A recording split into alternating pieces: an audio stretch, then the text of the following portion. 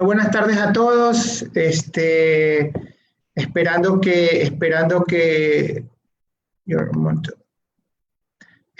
se encuentren bien en unión de sus familias. El día de hoy es 12 de mayo y se celebra en todo el mundo el Día Mundial de la Fibromialgia. Y como ustedes pueden ver esa imagen en la cual tienen una mujer de espalda con toda esa cantidad de cambios de colores en la piel, así suelen sentirse los pacientes con síndrome fibrocítico o fibromialgia. Durante esta tarde les voy a presentar algunas de las principales características clínicas de la enfermedad y les hablaré sobre los planes de tratamiento y otras cosas que son beneficiosas para estos pacientes. ¿Qué es la fibromialgia? La fibromialgia es una enfermedad común de dolor crónico, Es una enfermedad común de dolor crónico difuso. Es una enfermedad de etiología desconocida que se caracteriza por dolor generalizado mal definido, asociado a otras manifestaciones clínicas como trastornos del sueño, depresión y ansiedad. ¿No? Los pacientes con fibromialgia habitualmente tienen un aumento de la sensibilidad al dolor y adicionalmente el estímulo no dañino puede resultar en dolor en alguno de estos pacientes. ¿Cuál es la importancia de que los pacientes tengan un diagnóstico de la enfermedad? Fíjense una cosa, existe una alta prevalencia en la población general, o sea que esta no es una enfermedad poco frecuente, al revés, es una de las enfermedades de dolor crónico inespecífico más frecuente en todo el mundo. Hay insuficiencia de conocimientos de la causa y de los mecanismos que la producen, o sea que los médicos no conocen a ciencia cierta por qué se genera la enfermedad. No hay un tratamiento que sea 100% curativo, sin embargo, los pacientes cuando hacen un tratamiento adecuado pueden mejorar mucho su calidad de vida. Y existe una insatisfacción de los pacientes y los profesionales cuando abordan este síndrome y no tienen una respuesta adecuada en los pacientes. ¿Cuál es la epidemiología de la enfermedad? Fíjense ustedes, se creen que afecta aproximadamente del 2 al 3% de la población. 90% de los pacientes son mujeres, un 7% de los pacientes están entre los 60 y los 79 años, pero la enfermedad es mucho más frecuente entre los 20 y los 50 años. Y es el segundo padecimiento reumático después de la osteoartritis, o sea que es una enfermedad muy frecuente de dolor crónico inespecífico que suele afectar a mujeres. Y en esta tabla ustedes pueden ver la prevalencia a nivel de todo el mundo y fíjense ustedes que en Norteamérica tienen una prevalencia de cerca del 2%, en Europa 2.3%, en Sudamérica 1.12%, en el África 9.30%. Por lo tanto, los pacientes que tienen fibromialgia muchas veces piensan que es una enfermedad rara y que los afecta solamente a ellos. No, esto es una enfermedad muy frecuente y se presenta en todo el mundo. ¿Cuáles son las causas que se han asociado a la enfermedad? Definitivamente se cree que hay un componente genético que predispone a la enfermedad y que algunos factores ambientales podrían desencadenarlo. Por ejemplo, los pacientes que tienen accidentes de tránsito con el mecanismo del látigo, eso que el paciente lleva su cabeza hacia adelante y hace una hiperextensión, se asociaba al desarrollo de la enfermedad. Y algunas infecciones como enfermedad por hepatitis C o enfermedad de Lyme también se han asociado con la enfermedad. Todos los factores estresantes psicológicos, ya sea maltrato físico o maltrato psicológico, se han relacionado con el incremento del riesgo de la fibromialgia. Fíjense ustedes que aquí tienen una tablita que dice fenómeno de latigazo, el abuso físico, las infecciones virales. Algunas vacunas se las ha relacionado, pero eso está en estudio. El estrés laboral, la ansiedad y la depresión podrían ser todos factores de riesgo para la enfermedad. Y también se ha demostrado que aquellos pacientes que tienen deficiencia de vitamina D podrían tener más dolor asociado a muchas causas. La deficiencia de vitamina D suele provocar alteraciones a nivel de la parte muscular y a nivel de los neurotransmisores del dolor. Se cree que existe una alteración directa sobre algunos neurotransmisores de dolor. Dentro de ellos tenemos dos, uno que se llama glutamato y otro que se llama sustancia P. Y estos dos neurotransmisores, al estar en niveles incrementados, podrían generar mucho más dolor. Por eso muchos de los tratamientos van dirigidos a tratar de controlar estas dos sustancias.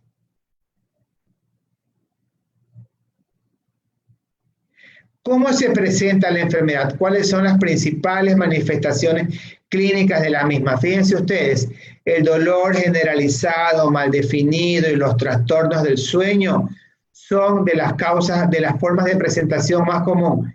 El 100% de los pacientes tiene dolor generalizado. Luego le sigue la fatiga o el cansancio de entre 60 y 92%, la rigidez entre 78 y 84%, hasta el 72% de los pacientes pueden tener trastornos del sueño, ansiedad 62%, cefalea 53%, ¿no? Sensación de tumefacción de las manos, de partes blandas 43%, mucho dolor con la menstruación 43%, colon o vejiga irritable entre un 60 y un 40%, y no es infrecuente que muchas mujeres debuten con colon irritable y con vejiga irritable. ¿Qué es vejiga irritable? Que las mujeres tienen esta sensación permanente de querer orinar, y muchas de estas mujeres son tildadas en muchas ocasiones con infección de vías urinarias, van a su médico ginecólogo, le hacen un examen de orina, está normal, le hacen un examen a nivel vaginal y está todo perfecto, pero las mujeres continúan con sensación permanente de orinar, y después a eso se le asocia que tienen un poquito de depresión, de colon irritable, dolor generalizado, y cuando un reumatólogo junta todos estos síntomas sabe que está frente a una paciente con fibromialgia. La depresión se puede presentar en un 34% de los pacientes y el síndrome seco en un 15% de los pacientes. No todos los pacientes van a tener las mismas manifestaciones clínicas y no todos los pacientes se van a presentar con todos los síntomas. Sí es cierto que la mayoría tiene dolor generalizado mal definido, puede ser que algunos pacientes tengan fatiga y dolor en la menstruación, más sensación de tumefacción de partes blandas, o que tengan esta sensación permanente de colon y vejiga irritable, y por lo tanto suelen visitar a muchos médicos en muchas ocasiones, y estos siempre lo asocian con infecciones, y los pacientes siguen dando la vuelta hasta que posteriormente se juntan todas las manifestaciones clínicas y los pacientes son diagnosticados de síndrome fibrocítico o fibromialgia. Y fíjense ustedes que algunas complicaciones se suelen asociar con la enfermedad, ¿no? Fíjense que hasta el 93% de los pacientes terminan divorciándose cuando son diagnosticados de fibromialgia, el 71% tiene una vida sexual alterada, el 53% deja de trabajar debido al dolor generalizado, al cansancio y a la depresión, 59% disminuye las horas de trabajo, el 82% se siente deprimido, un 38% ha considerado el suicidio en algún momento debido a que no encuentra una solución a su problema, y hasta un 33% de los pacientes ha utilizado fármacos que no están indicados para el manejo de la enfermedad debido a que requieren siempre buscar una solución a su problema. Entonces, fíjense ustedes que no solamente tenemos una enfermedad que provoca manifestaciones clínicas, sino que provoca toda una alteración del espectro de la calidad de vida, con incremento del riesgo del divorcio, trastornos de la vida sexual, pérdida del trabajo. Y recuerden ustedes que la mayoría de las mujeres que tienen fibromialgia están entre los 20 y los 50 años, y es la etapa más activa de la gente para hacer sus actividades. Y estos pacientes también pueden tener algunas comorbilidades asociadas, y fíjense ustedes que los pacientes con fibromialgia habitualmente tienen mayor cantidad de neuropatías dolorosas, y estas se suelen caracterizar habitualmente con sensación de adormecimiento de las manos. Un 22% puede tener trastornos circulatorios, depresión, diabetes y trastornos del sueño. Por lo tanto, en el abordaje diagnóstico del paciente, el médico especialista tiene que interrogar por todas estas alteraciones de los pacientes. En algunas ocasiones, nosotros en nuestro centro médico le aplicamos a los pacientes un cuestionario que se llama PHQ-9, que es para evaluar cuál es el nivel de depresión, y también le hacemos un cuestionario de ansiedad, y cuando podemos hacerlo, derivamos al paciente a psicología para que ellos valoren el diagnóstico de fondo de estos pacientes. Existen algunos cuestionarios rápidos que nos ayudan en algunas ocasiones a sospechar qué pacientes tienen fibromialgia. Este cuestionario ha sido aplicado en población ecuatoriana. Este trabajo lo hicimos con algunos compañeros de Latinoamérica que están ahí a un lado, a un costado de ustedes. Y este cuestionario es el cuestionario del FIRS, que dice que si un paciente cumple 5 de estos 6 criterios, lo más seguro es que tenga fibromialgia. ¿Tiene dolores por todo el cuerpo? ¿Sí o no? ¿Los dolores vienen acompañados de una fatiga general permanente? ¿Sí o no? ¿Los dolores son como quemaduras o descargas eléctricas? Los dolores vienen acompañados de otras sensaciones anormales como pinchazos, entumecimientos o hormigueos. Los dolores vienen acompañados de otros síntomas de salud como problemas digestivos, problemas urinarios, dolores de cabeza o de piernas, o si tienen esos dolores de repercusión importante en la calidad de vida del paciente, especialmente en el sueño, en la capacidad de concentración o en la realización de sus actividades. Si el paciente tiene 5 criterios, la chance de que tenga una fibromialgia es bastante alta. Esta enfermedad no tiene un examen de laboratorio específico, no hay una prueba que diga test de fibromialgia. Esta es una enfermedad que se diagnostica por descarte porque existen otras enfermedades que pueden provocar dolor crónico en específico y dependiendo de las guías publicadas en el mundo, estas sugieren que los pacientes tienen que hacerse laboratorios para evaluar siempre cómo está su sangre, evaluar enzimas musculares para ver que no esté cursando otro cuadro inflamatorio muscular, evaluar si tiene trastornos a nivel de las hormonas tiroideas, evaluar la función hepática. Está bastante demostrado que los pacientes con deficiencia de vitamina D suelen tener dolor generalizado mal definido y es un diagnóstico diferencial de los pacientes con fibromialgia, y asociado a eso algunos pacientes requieren en algunas ocasiones, dependiendo de la valoración del reumatólogo, algunas pruebas autoinmunes para descartar que no estén cursando alguna enfermedad como artritis reumatoidea, lupus eritematoso sistémico o síndrome de Sjögren. Algunos pacientes pueden tener fibromialgia secundaria. La fibromialgia primaria es aquella que se presenta sola, sin ninguna enfermedad concomitante, pero existen algunas enfermedades que tienen asociada a fibromialgia. Y fíjense ustedes que aquí les tengo 5 anotadas en la pantalla. Los pacientes que tienen síndrome seco con ojo y boca seca, los pacientes que tienen artritis reumatoidea con inflamación de las articulaciones, con lupus eritematoso sistémico, con una enfermedad que hace que la columna se quede totalmente fibrosada, que se llama espondilitis anquilosante, pueden tener asociados fibromialgia entre un 11 y un 31%, o sea que tienen su enfermedad de base más una fibromialgia. ¿Cuál es el manejo de esta enfermedad? Y aquí lo tenemos en la pantalla. Fíjense ustedes que tenemos un manejo no farmacológico y un manejo farmacológico. El manejo no farmacológico está basado en todas estas cosas que están aquí: el ejercicio físico, la terapia conductual cognitiva, la educación del paciente, el fortalecimiento muscular. Algunos pacientes suelen mejorar algunos lugares de dolor con acupuntura, y la hipnoterapia también ha sido efectiva. O sea que el médico reumatólogo tendrá que decidir cuál de todos estos tratamientos no farmacológicos irá a aplicar en uno o en otro paciente. Lo más importante de todo esto para mí siempre es la educación del paciente. ¿Por qué es la educación del paciente? Porque el paciente llega al consultorio del doctor con una maleta llena de problemas. Han venido pasando por 10 consultas, han visitado al médico gastroenterólogo por el colon irritable, al médico ginecólogo, urólogo por la vejiga irritable, le han hecho tratamientos para la infección de vías urinarias, le han dado medicación para el colon irritable, asociado a eso tiene cefalea permanente y ha ido al neurólogo y le han hecho tomografías y no le encuentran nada. El paciente se siente cansado, débil, agotado, tiene un sueño de muy mala calidad y ha tomado varios tipos de medicamentos. Bueno, cuando el paciente llega al consultorio del reumatólogo, el reumatólogo agarra todos estos síntomas y arma un rompecabezas, y cuando termina de armar el rompecabezas, evidentemente lo que el paciente tiene es un síndrome fibrocítico o fibromialgia. En ese momento el paciente encuentra lo que ha estado buscando durante mucho tiempo, un diagnóstico, porque muchos pacientes quieren saber por qué tienen tantos síntomas, por qué tienen una cefalea sin un diagnóstico específico, por qué tienen esa sensación permanente de ir al baño si no tienen una infección o un daño físico orgánico, por qué le apareció de golpe ese colon irritable y si no se asocia a ninguna otra patología. Entonces, cuando usted diagnostica al paciente y le dice que tiene un síndrome de dolor crónico inespecífico, como que el paciente dice, bueno, está bien, a partir de ahora por lo menos ya sé qué es lo que tengo. Y a partir de ese día se podrá instaurar un plan de tratamiento de acuerdo a las manifestaciones clínicas que tiene el paciente. Y entonces fíjense ustedes que hay diferentes tipos de presentación. Existe un grupo de pacientes con fibromialgia que tienen evidentemente mucho dolor. Existe otro grupo de pacientes que tienen muchos trastornos del sueño y existe otro grupo de pacientes que tienen mucha depresión.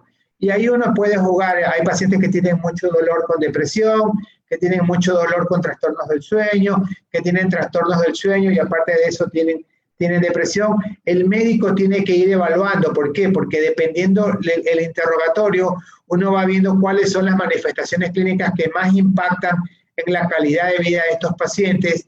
Y es así que aquí tenemos algunos medicamentos, como medicamentos antidepresivos, analgésicos y anticonvulsivantes que han demostrado ser efectivos en el manejo de la enfermedad. Hace algunos años, con algunos de nuestros compañeros reumatólogos de Latinoamérica que se dedican a hacer fibromialgia, hicimos una revisión de cuáles eran los medicamentos más adecuados para el tratamiento de la enfermedad y estos medicamentos siguen estando en pie hasta el día de ahora. Y fíjense ustedes que tenemos algunos medicamentos, la pregabalina, la duloxetina y el minacepran. Y entonces fíjense ustedes que dependiendo qué es lo que afecta más al paciente, nosotros vamos a escoger uno o dos medicamentos. Entonces, si lo que el paciente predomina son los trastornos del sueño, seguramente nosotros trataremos al paciente con un inductor del sueño que le mejore el sueño. Si el paciente tiene un sueño más reparador, se va a levantar menos cansado y al día siguiente va a tener mejor calidad de vida. Pero otros pacientes duermen bien, pero tienen un dolor intenso. Y si el paciente tiene dolor intenso, la pregabalina y la duloxetina han demostrado que son los medicamentos más adecuados. Pero si el paciente tiene dolor y también tiene depresión, evidentemente la duloxetina es el que va mejor. Ahora, algunos de estos medicamentos tienen eventos adversos y las dosis tienen que ser evaluadas periódicamente. Uno de los problemas que tienen los medicamentos es que no utilizan las dosis en forma adecuada y no lo hacen en forma escalonada. Si los pacientes que están viendo esta presentación ¿no? Revisan el compuesto, seguramente van a decir, sí, yo ya tomé pregabalina, no sirve. Sí, yo ya tomé duloxetina, no sirve. Pero resulta que si usted a un paciente le da pregabalina 50 miligramos o 75 miligramos y después lo abandona, eso no es un buen tratamiento. Los pacientes deben tener medicación increciendo. ¿Qué quiere decir? Que yo inicio con una dosis media de pregabalina y esta dosis la voy subiendo cada 15 días hasta encontrar una respuesta terapéutica, recordando que la dosis máxima que podemos usar de pregabalina es 600 miligramos. Alguien podrá decir, bueno, pero ¿por qué no tomo pregabalina inicialmente con una dosis alta? Porque tiene muchos eventos adversos. Porque la pregabalina puede provocar náuseas, vómitos y malestar, y lo mismo la duloxetina. Por lo tanto, su médico especialista, en este caso el reumatólogo, elegirá cuál es el mejor medicamento, y ustedes tienen que recordar que algunos de estos medicamentos van a tener eventos adversos y tendrán que adaptarse los primeros días a estos eventos adversos para posteriormente ver cómo va la evolución de la enfermedad y el resultado. También se pueden hacer combinaciones de medicamentos y algunos estudios demuestran que cuando uno combina dos medicamentos, el resultado es mucho mejor que cuando toma un solo medicamento. Entonces, lo que les decía hace un rato, que la pregabalina, la duloxetina y el milnacipran pueden provocar mareos y somnolencia, náuseas y fatigas. Por lo tanto, en algunas ocasiones, cuando uno inicia con una dosis muy alta, los pacientes tienen muchos eventos adversos y es preferible iniciar con una dosis baja e ir subiendo cada 15 días las dosis hasta que encontremos una respuesta terapéutica adecuada en estos pacientes. ¿Qué sucede con la vitamina D? Bueno, quisiera recordarles que existe a nivel mundial una verdadera epidemia de deficiencia de vitamina D. Los estudios en Ecuador demuestran que hasta el 70% de la población tiene niveles inadecuados de vitamina D.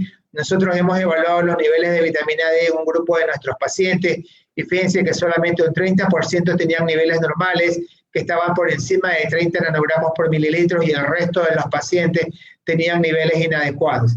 Bueno, la deficiencia de vitamina D también se ha asociado con la incrementación de los síntomas de los pacientes con fibromialgia, con dolor, con debilidad muscular y con incremento del riesgo de caídas. Por lo tanto, todo paciente con fibromialgia debería tener una dosificación de niveles de vitamina D para posteriormente después suplementarlos con la dosis que sea necesaria. Nosotros también hemos evaluado los niveles de vitamina D en relación con el tratamiento con pregabalina y hemos presentado un trabajo hace unos 2 años en el cual nos dimos cuenta que aquellos pacientes que tenían niveles más bajos de vitamina D consumían mayor cantidad de pregabalina. Por lo tanto, lo adecuado es que los pacientes mantengan niveles adecuados de vitamina D, porque eso les podría ayudar en el tratamiento de su enfermedad. ¿Qué sucede con la actividad física? Bueno, la actividad física no es bastante adecuada en algunos pacientes con fibromialgia. Existen de todos tipos de estudios, ejercicios aeróbicos, caminatas, bicicletas, marchas, isométricos, isocinéticos, fortalecimiento muscular, ejercicios respiratorios en agua, pero no todos los pacientes van a tener el mismo plan de rehabilitación. Un paciente con fibromialgia requiere una valoración médica del médico fisiatra para que éste le indique cuál es el mejor plan. Y ustedes dirán, bueno, doctor, para más de hacer rehabilitación, ejercicio, no tengo que ir al doctor. No, sí tienen que ir al doctor porque no todos los pacientes con fibromialgia son iguales. Hay pacientes con fibromialgia que suelen tener hipotensión arterial que no soportan algunos ejercicios, que no soportan los ejercicios aeróbicos, por ejemplo. Hay otros que no soportan los ejercicios de potenciación muscular. Entonces habrá que escoger cuál es el mejor ejercicio y en su momento para cada paciente. Entonces, cada paciente va a requerir un plan y este plan tendrá que ser propuesto por el fisiatra y ejecutado posteriormente por el licenciado en terapia física y ocupacional. Yo me imagino que todos ustedes tienen estas preguntas en relación de los cannabinoides, ¿no? Ustedes los deben conocer como hojas de marihuana, pero realmente son cannabinoides que son extractos de la hoja de marihuana. Fíjense ustedes que esta es una publicación de hace 2 años y las publicaciones actuales no han cambiado, a pesar de que existen o han identificado algunas sustancias de estos cannabinoides, ¿no?, como posibles tratamientos para la fibromialgia. Actualmente no hay ninguno que haya demostrado ser suficientemente efectivo para disminuir los síntomas. Ahora, ¿qué pasa con el tiempo con los pacientes con fibromialgia? Existe algo que se llama carga alostática, que no es otra cosa que el precio que paga el cuerpo por el esfuerzo constante de adaptarse a un entorno físico o social adverso. Los pacientes con fibromialgia tienen una incapacidad para responder a estímulos adicionales, tienen un sistema cansado, no tienen un cortocircuito a nivel de su sistema simpático. ¿Qué quiere decir esto? Esto quiere decir que posiblemente los pacientes con fibromialgia tienen una predisposición genética para la enfermedad, con algunas características personales, ¿no? Y que el medio ambiente que los rodea, el estrés personal, los problemas personales, los problemas familiares, el maltrato físico, el maltrato psicológico, la pérdida del trabajo, suelen romper el equilibrio de estos pacientes y desencadenan la enfermedad. El tratamiento psicológico definitivamente ha demostrado que es muy efectivo en el tratamiento de los pacientes con fibromialgia. Recuerden ustedes que les decía que existe un grupo importante de pacientes que suelen tener asociado depresión y ansiedad. El problema que tiene el tratamiento psicológico es que los pacientes suelen ser negadores en relación a tener una evaluación psiquiátrica. Ellos piensan que están perfectamente bien y que no requieren una evaluación psiquiátrica. Cuando nosotros los recibimos y le hacemos el diagnóstico la primera vez, con el cuestionario del PH-9 solemos darnos cuenta si tienen o no tienen depresión, ¿no? Y les solemos recomendar que vayan al psicólogo, pero al psiquiatra inicialmente y posteriormente al psicólogo, pero los pacientes suelen evitar este tipo de evaluación. Y fíjense ustedes que el tratamiento psicológico permite desenredar todo ese nudo de ideas negativas que suelen tener los pacientes con fibromialgia, porque los pacientes con fibromialgia siempre están pensando en por qué les tocó a ellos o por qué ellos tienen esta enfermedad. Y el objetivo del tratamiento es que los pacientes aprendan a cambiar estos patrones de pensamiento y de comportamiento que pueden ser responsables del mantenimiento y empeoramiento de los síntomas de algunos pacientes. El patrón de actividad sostenida, el catastrofismo y la evitación de la actividad suelen empeorar a algunos pacientes. Habitualmente existe un plan sobre la terapia conductual cognitiva que tiene varios puntos. Establecer el objetivo de tratamiento. ¿Qué es lo que más perturba al paciente? ¿Por qué el paciente se siente tan mal? ¿Por qué es tan negador? Evaluar el por qué los pacientes han desencadenado todas estas alteraciones y posteriormente planificar un programa fijo de actividades y descansos. Y posteriormente aumentar las actividades hasta alcanzar los objetivos propuestos. Los pacientes tienen que aprender a superar los pensamientos negativos y las creencias perjudiciales y tienen que aprender a considerar los logros, prevenir recaídas y seguir avanzando. ¿Qué quiere decir esto? Que el plan de manejo psiquiátrico psicológico es importante para estos pacientes. No todos los pacientes lo van a requerir, pero una gran mayoría lo va a requerir y definitivamente está demostrado que los pacientes tienen una muy buena evolución. Hace algunos años han aparecido algunos estudios indicando que la estimulación magnética transcranial podría mejorar a los pacientes y para que ustedes me entiendan, esto no es otra cosa que tratar de reacomodar estas sustancias que les decía al inicio, estos neurotransmisores a través de cargas magnéticas. Lastimosamente todavía no hay estudios que den una indicación de cuánto tiempo tiene que hacerse ni de cuántas sesiones y no contamos con esta terapia en el país. Tenemos un amigo nuestro en España que es el doctor Antonio Collado que tiene experiencia en relación a la terapia magnética transcranial y ellos tienen un centro en el cual lo realizan. En relación a la alimentación se han cernido una serie de mitos de qué puede ser positivo, qué puede ser negativo para los pacientes. Fíjense ustedes que algunas dietas vegetarianas pueden mejorar el intestino irritable de algunos pacientes. Algunos pacientes tienen intolerancia a la lactosa y al gluten y en caso de que así sea, ellos tienen que suspender lactosa y gluten. Todos los medicamentos que puedan ser estimuladores del sistema nervioso, como la adrenalina, el café y el tabaco deben ser suspendidos. Ya hablamos del ejercicio, ya hablamos de la psicología. Los pacientes deberían tener un plan para dormir mejor, ya les voy a explicar un poco, y la terapia conductual cognitiva.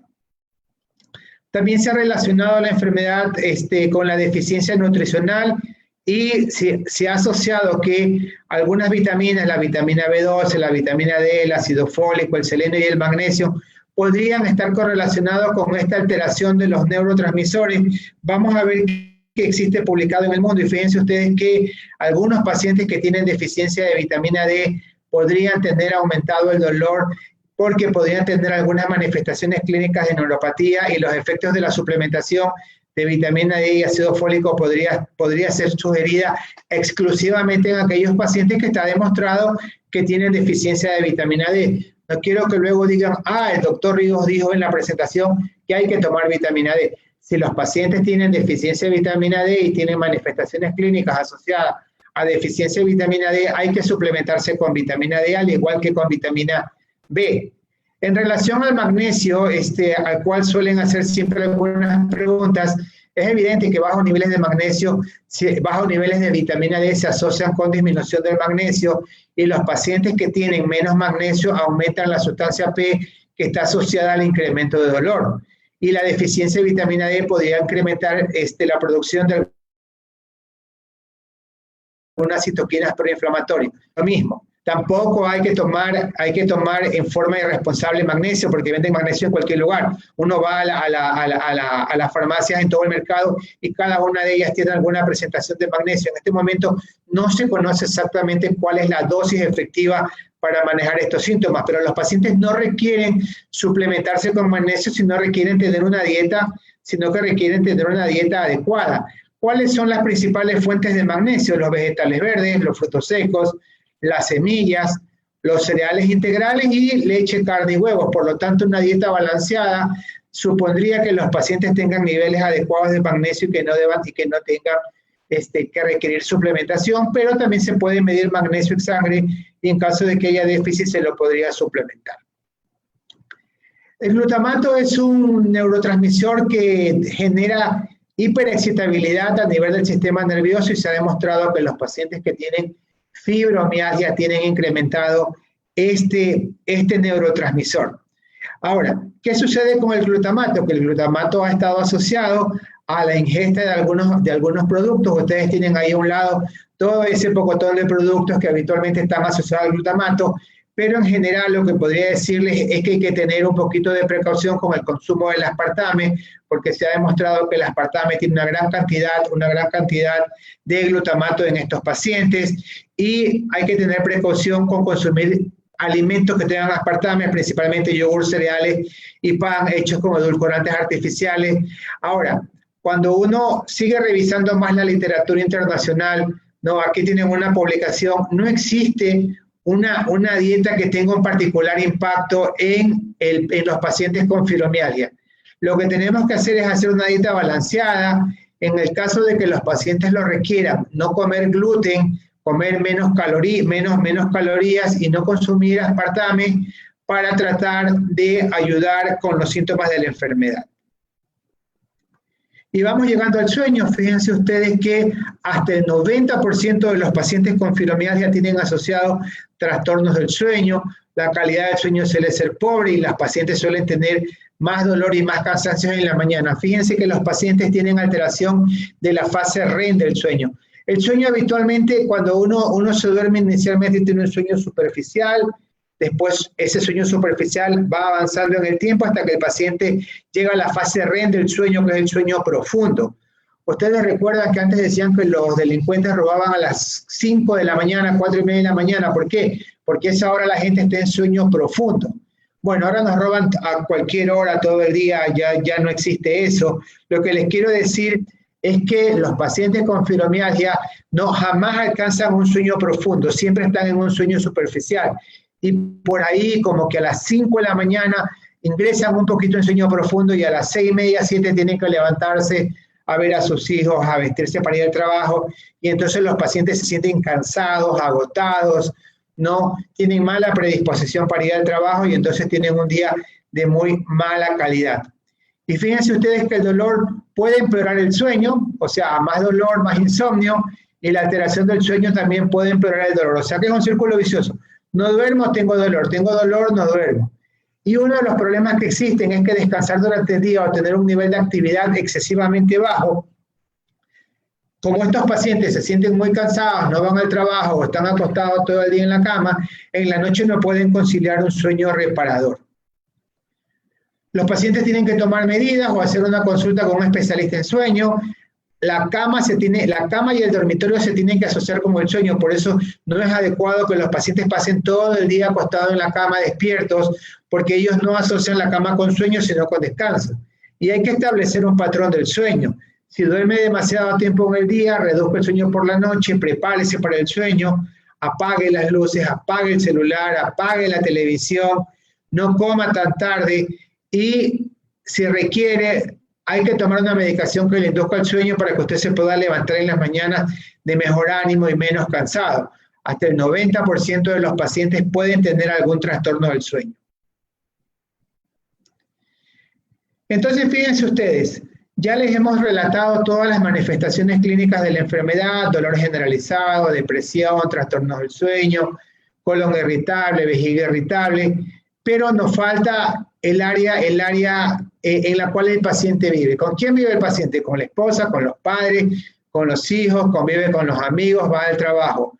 45% de los pacientes con fibromialgia señalan que sus parejas no entienden la enfermedad. Y esto es muy frecuente en la consulta. Los pacientes han visitado varios especialistas y les han ido haciendo exámenes dependiendo de la manifestación clínica. Si fue por la parte de la vejiga irritable, no le encontraron infección de vías urinarias, no encontraron alteraciones anatómicas, y entonces ahí empieza el roce entre las parejas porque le dicen, viste, el doctor dice que no tienes nada, por gusto vas al baño cada 5 minutos. No, la señora tiene vejiga irritable, tiene una sensación permanente de ir al baño. Y así otros ejemplos.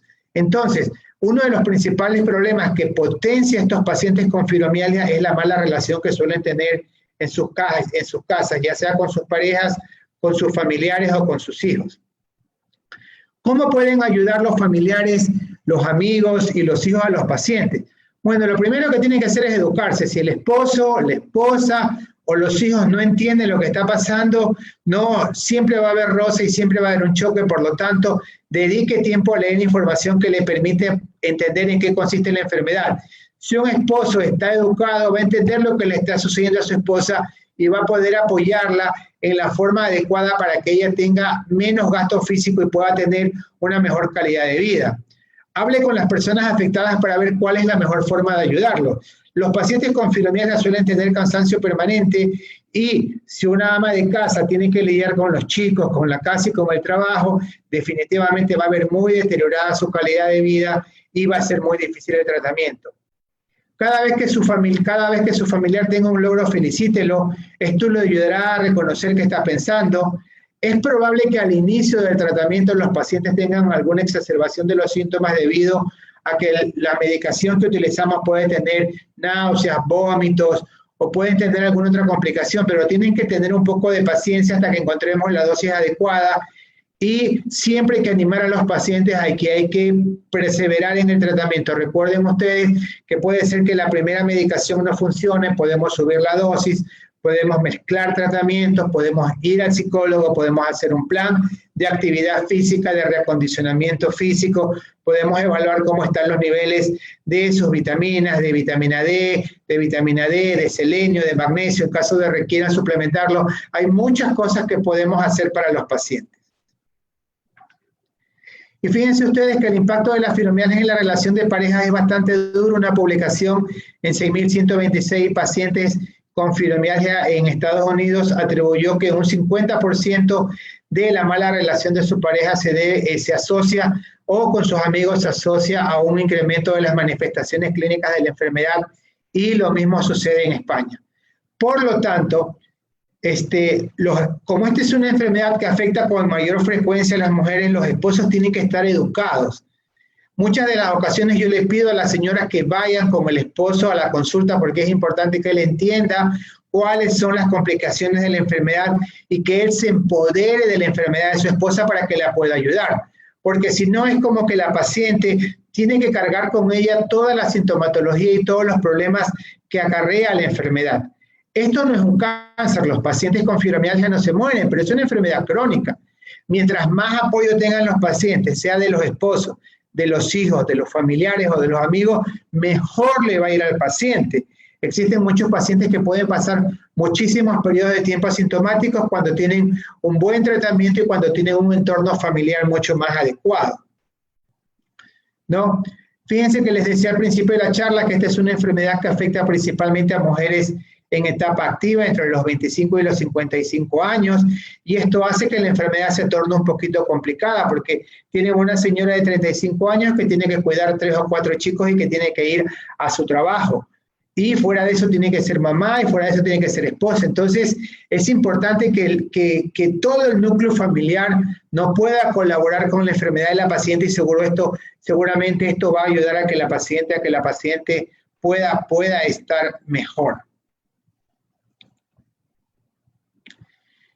La fibromialgia también se ha asociado con problemas de índole sexuales. Les decía al principio que hasta el 70% de los pacientes tienen trastorno en relación a la parte sexual.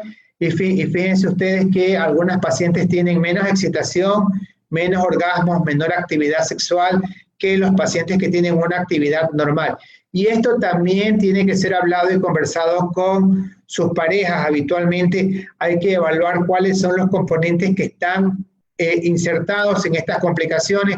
Hay que ver cómo está la imagen corporal de la paciente, cómo se ve ella y cómo se siente ella. Al final no se siente muy bien o no se ve muy bien para tener relaciones, y esto lo tiene que trabajar con la parte psicológica.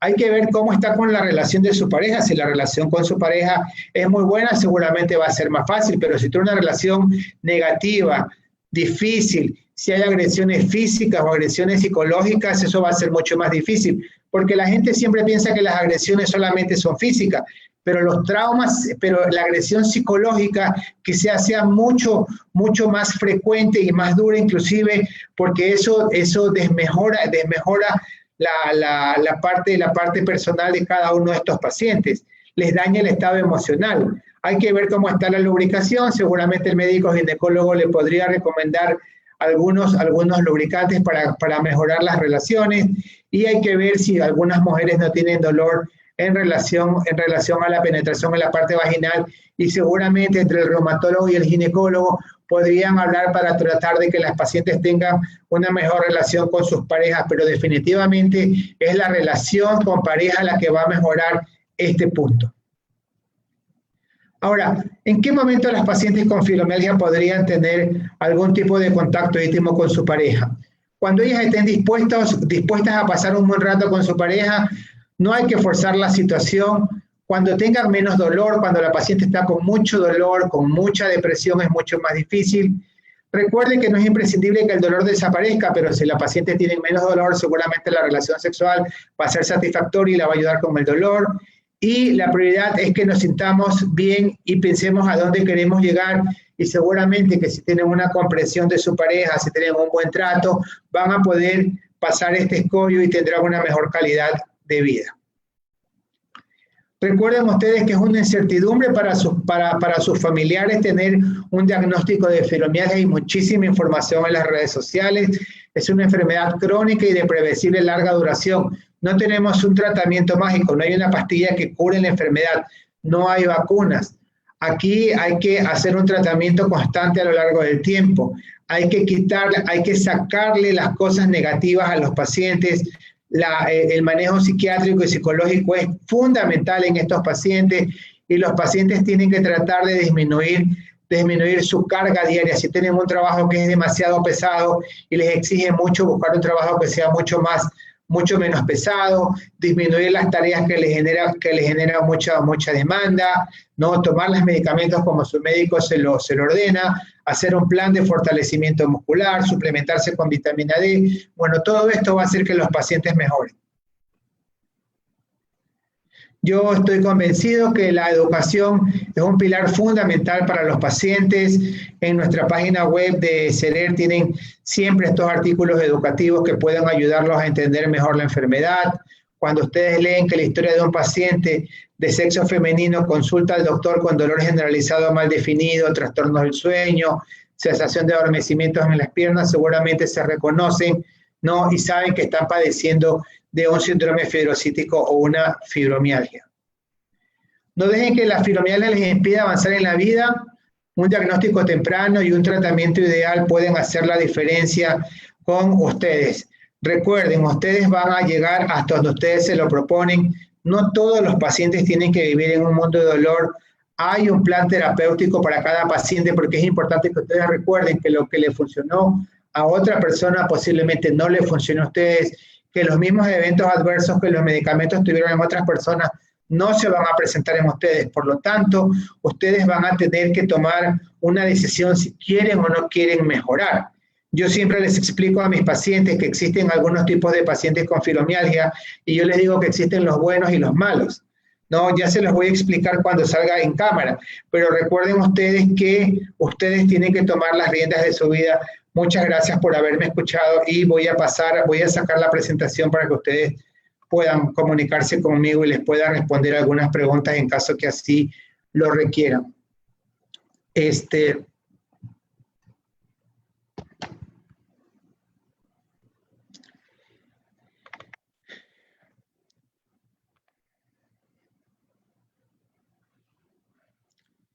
Veo que tengo un chat con algunas preguntas. Bueno, lo que les decía hace un rato en relación a los diferentes tipos de fibromialgia. Bueno, existen algunos pacientes que son muy negadores, no creen en el diagnóstico, no creen en la importancia de la evaluación psiquiátrica, no creen en la importancia de la terapia conductual cognitiva. Suelen visitar muchos doctores porque siguen buscando manifestaciones clínicas. Les duele la cabeza, van al neurólogo, tienen colon irritable, van al urólogo o al ginecólogo, tienen dolor lumbar y van al traumatólogo, al neurólogo, y ellos siguen incrementando su carpeta. No es infrecuente que los pacientes con fibromialgia tengan una carpeta de estudios de este porte, y basta con evaluar las manifestaciones clínicas para saber que tienen fibromialgia. Entonces, ese paciente negador es difícil que responda un tratamiento. ¿Cuál es el paciente que responde mejor? El paciente educado, ese paciente que entiende que el diagnóstico es el adecuado y que un tratamiento prudente, seguido, va a ayudarlos en cuanto a la mejoría de sus manifestaciones clínicas. A ver, acá me ponen una pregunta, Verónica Mina dice, ¿se puede confundir la fibromialgia con lupus? No se puede confundir la fibromialgia con lupus. El lupus tiene otras manifestaciones clínicas. Algunos lupus inicialmente pueden debutar con cansancio y debilidad, ¿no? pero adicionalmente a eso tienen caída del cabello, manchas en la cara, pueden tener dolor e inflamación de las articulaciones, pero podría ser que los pacientes con lupus tengan fibromialgia hasta en un 25%. Yo les decía cuáles son los test de descarte. Inicialmente, los test de descarte siempre pongo algunos estudios inmunológicos dentro de los cuales yo a mis pacientes con manifestaciones clínicas de fibromialgia siempre les pido anticuerpos, no para descartar que no tengan asociada una enfermedad inmunológica. Lucetti me pregunta, doctor Ríos, buenas tardes, ¿cómo podemos decirle a nuestro reumatólogo que nos mande un examen sobre vitamina D y durante qué tiempo debemos tomarla o pasar de tomar sol en la hora indicada? Bueno, a ver, los datos mundiales sugieren que 60%, 70% de la población tienen deficiencia de vitamina D. Siempre lo más adecuado antes de suplementar a un paciente es medir cuánto tiene. Porque sí es cierto que las recomendaciones diarias son 1000 unidades, ¿no? Para la población y 2000 unidades para la gente que tiene sobrepeso o trabaja en turnos nocturnos. Existen pacientes que pueden requerir más, 4000, 6000, 8000 unidades por día, dependiendo si tienen deficiencia o insuficiencia. ¿Cómo decirle a su reumatólogo? No, eso yo no sé cómo decirlo, usted se lo tiene que pedir. Y si su reumatólogo no se lo quiere pedir, usted puede tomar un examen de vitamina D para posteriormente suplementarlas. ¿Cómo pueden suplementarse con sol? Deberían tomar sol antes de las 11 de la mañana y después de las 3 de la tarde hasta las 3:30, hasta las 5:30 por aproximadamente 30 minutos hasta que la piel se ponga un poquito eritematosa. Cubrirse la cara, solo la cara con un gorro protector solar y tienen que tener expuestos los brazos y las piernas para que puedan tomar aproximadamente entre 2000 y 3000 unidades de vitamina D. Pero luego viene lo otro.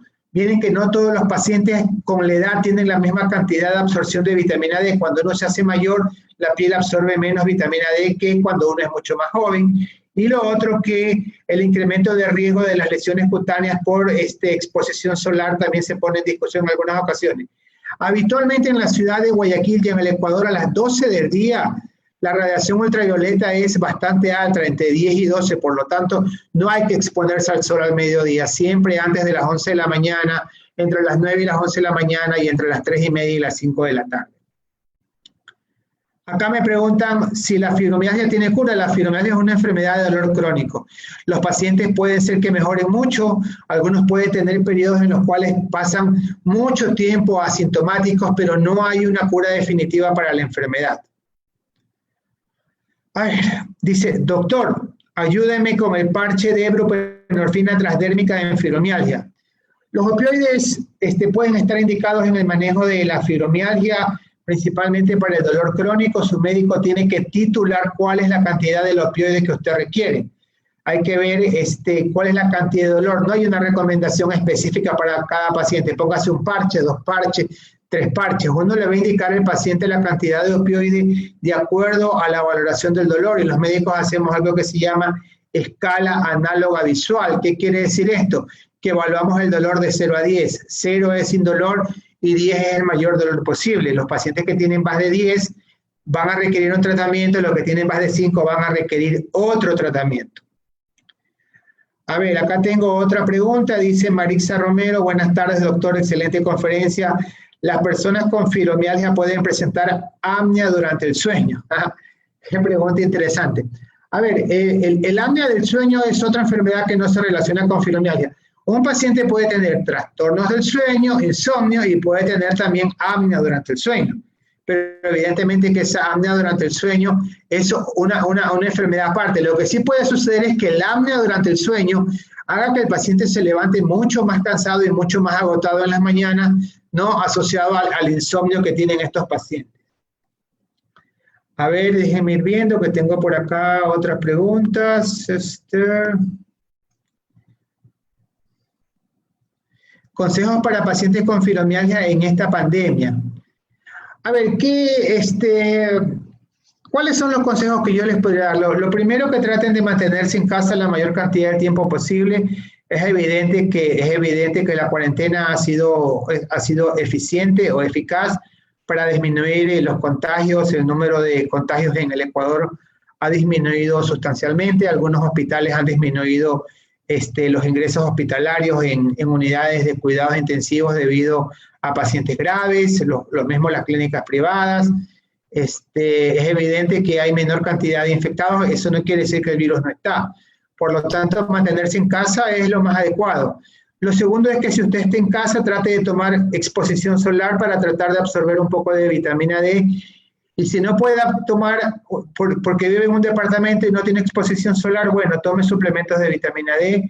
Trate de hacer algunos ejercicios que no generen mayor demanda para tratar de mantener una buena condición física. Mantenga una dieta adecuada, porque no es lo mismo estar desnutrido que estar bien nutrido en caso de que nos lleguemos a infectar. En caso de que tengan problemas de sueño, evidentemente su médico de cabecera les va a tener que indicar alguna medicación para ayudarlos a dormir, porque si tienen un sueño de mala calidad se van a levantar muy agotados. Eviten estar leyendo información sobre la epidemia cada 5 minutos, porque eso evidentemente los altera más y los pone más nerviosos. No tengan pensamientos negativos. Ustedes recuerden que todos los problemas tienen soluciones y que el mundo ha salido de otras epidemias y seguramente de esta también vamos a salir. Vamos a ver acá. Buenas tardes, doctor. ¿Cuáles son los exámenes indicados para fibromialgia cuando un paciente tiene una enfermedad autoinmune ya diagnosticada como artritis reumatoidea? Gracias. A ver, si el paciente ya tiene una artritis reumatoidea, el paciente no requiere más exámenes para diagnosticar fibromialgia. Lo que el paciente requiere es una evaluación clínica de su médico de cabecera para evaluar si adicionalmente a la artritis reumatoidea tiene fibromialgia. Y esto lo va a hacer con el interrogatorio. ¿Cómo son los dolores? No, doctor, me duele todo el cuerpo. ¿Tiene trastornos del sueño? Sí, doctor, no duermo. Hacer un cuestionario de pH con 9 para ver si tiene depresión. Evaluar los puntos fibrocíticos que tiene el paciente. Y entonces, con todo esto, su médico reumatólogo va a saber que usted tiene fibromialgia y seguramente que al tratamiento de la artritis reumatoidea le va a tener que dar un tratamiento para fibromialgia. A ver, veamos. Bartolomé Boada dice, buenas tardes, doctor, una pregunta.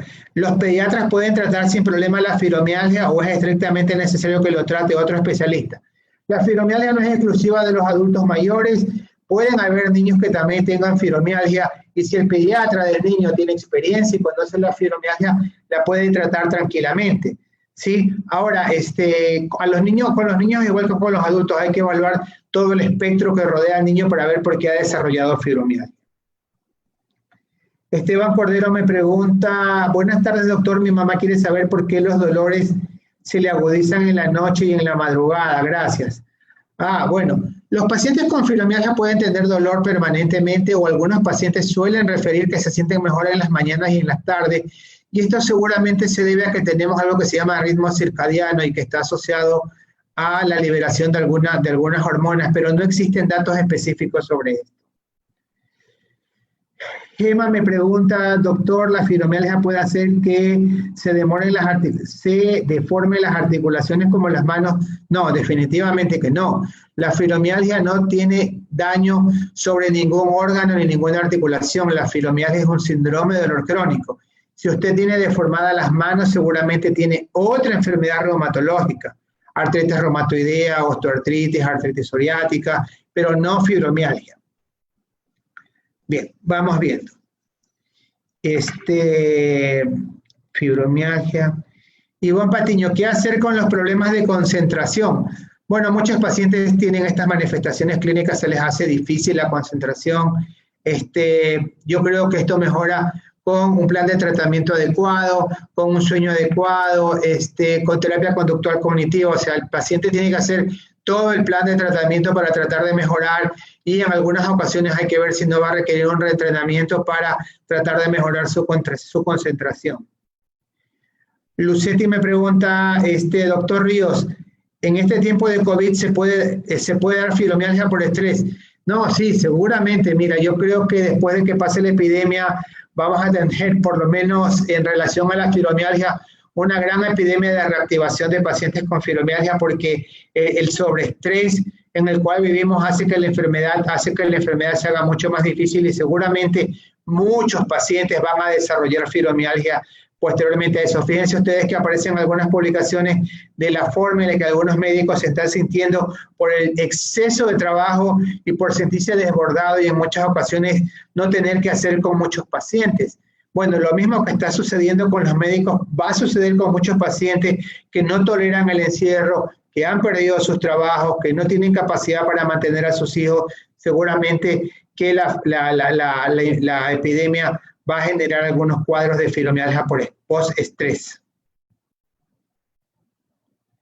Me parece que ya, a ver, déjenme ver si tengo más preguntas.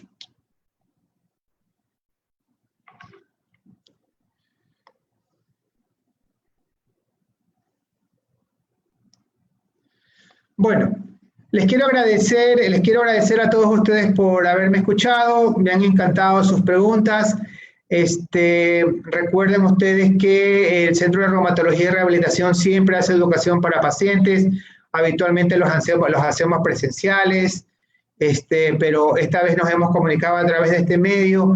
Les deseo que estén bien y si requieren alguna pregunta adicional me la pasan por el chat y posteriormente se las puedo contestar. ¿Sí? Muchísimas gracias a todos ustedes por haber estado conmigo. Cuídense mucho y quédense en casa. A ver. Llegaron más preguntas.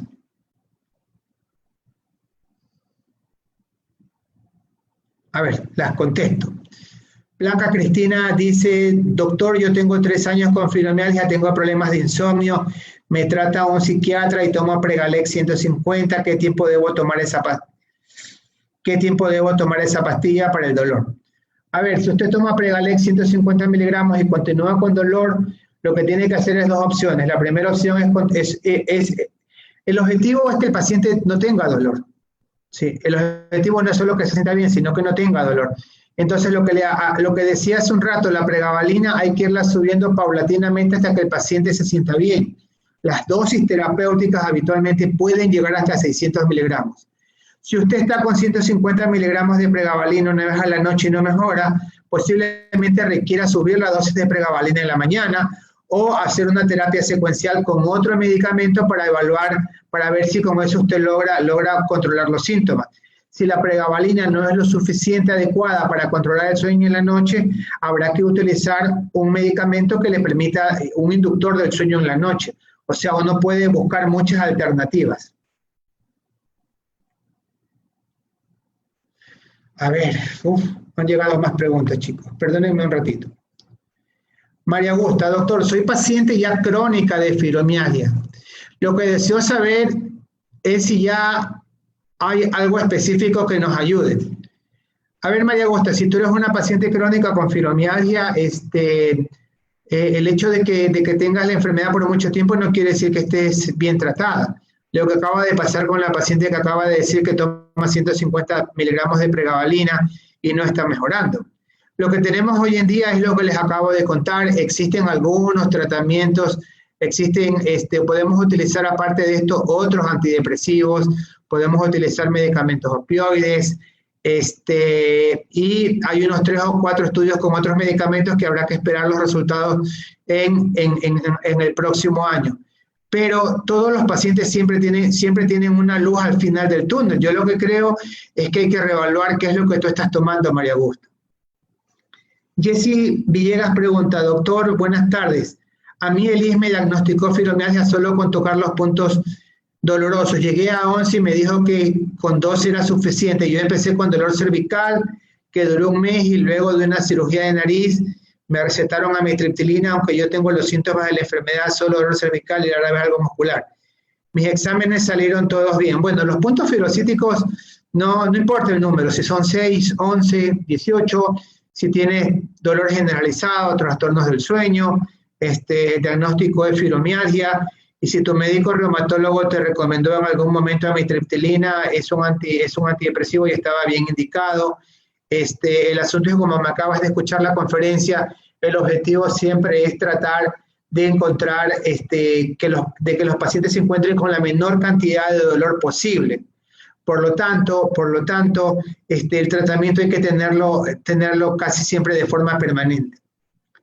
Y Katy Vinuesa Solórzano dice, doctor, buenas tardes, tengo 2 meses y medio con dolores de espalda, brazos, piernas, cadera, todo el cuerpo. Ayer me hicieron una radiografía de columna y cadera de dolor intenso, sin embargo solo hay una leve escoliosis. Adicionalmente, me salieron niveles normales de ácido úrico, factor reumatoideo. La traumatóloga que me atendió me dijo que sería una posible fibromialgia. Bueno, si tienes una posible fibromialgia, te invito a que me vengas a visitar porque seguramente vas a requerir algún tipo de tratamiento específico. Y Yamile Zambrano, doctor, ¿es posible dejar de utilizar el parche de Transtec?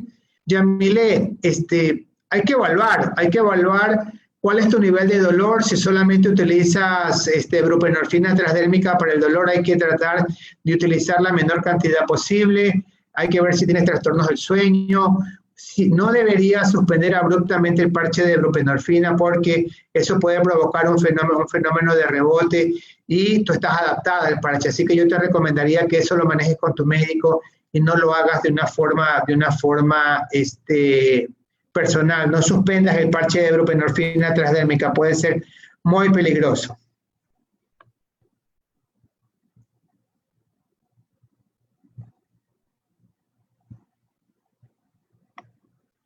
Muchísimas gracias a todos ustedes, que sigan pasando bien. Nos veremos en otra reunión dentro de unas 2 semanas. Adiós.